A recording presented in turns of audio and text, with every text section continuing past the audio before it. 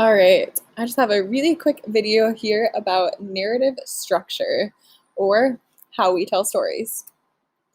Narratives are everywhere. They appear throughout media and in society, in the novels we read, the plays we watch, the comic books we see, television shows, and even a lot of commercials will have narratives.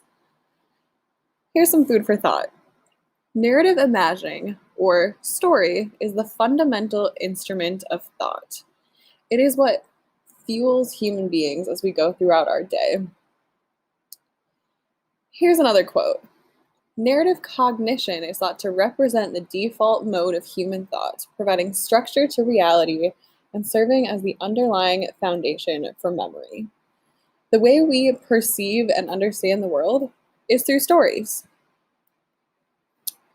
Narrative events occur in space and time. So when you are writing a narrative, you want to make sure the events do not unfold randomly. It's really important that the cause and effect relationship between those events is clear. So the logic of cause and effect ties together character traits, goals, obstacles, and actions. Make sure the points in your plot can fit therefore or but in between them. This is a technique I first heard of when I watched a video about the South Park authors talking about their writer's room. I'm going to place a card up in the top of the video for that video if you're interested further about this technique. But make sure that the events in your plot don't have and then between them. If you go between each plot point and then this happened and then this happened, your story ends up being pretty boring and ends up confusing your readers more than it needs to. So narrative structure. So here's the chronological or typical narrative structure. So you start with the exposition, where we meet the characters, establish the setting, and set the tone/norm. Then you have the rising action. So here's where you introduce the central conflict. So what's the main event that's going to happen in the story? Or what is the tension between characters?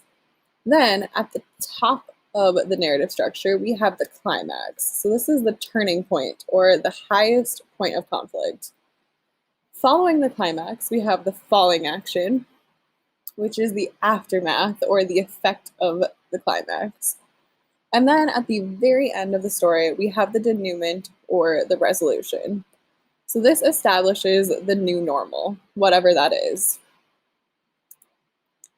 In the personal narrative, which is just one of the many forms of narrative, you are going to write, you as the writer are going to relate one event, incident, or experience from your life. This allows you to share your lives with others, experiencing the things you describe. You should try to put the reader in the midst of the action, so letting them live through the event or experience the way that you experienced it.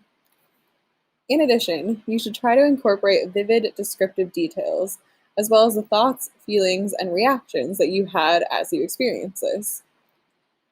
Often, a personal narrative will create a dramatic effect, making us laugh, giving us fright, or getting us on the edge of our seat.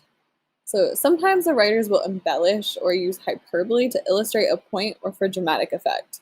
So for instance, if you're writing about something that happened 2 years ago in your personal narrative and you don't remember every single little detail, you could embellish or add some things that might be close to the truth but are not exact. This would be a great way to use that embellish technique to illustrate a point.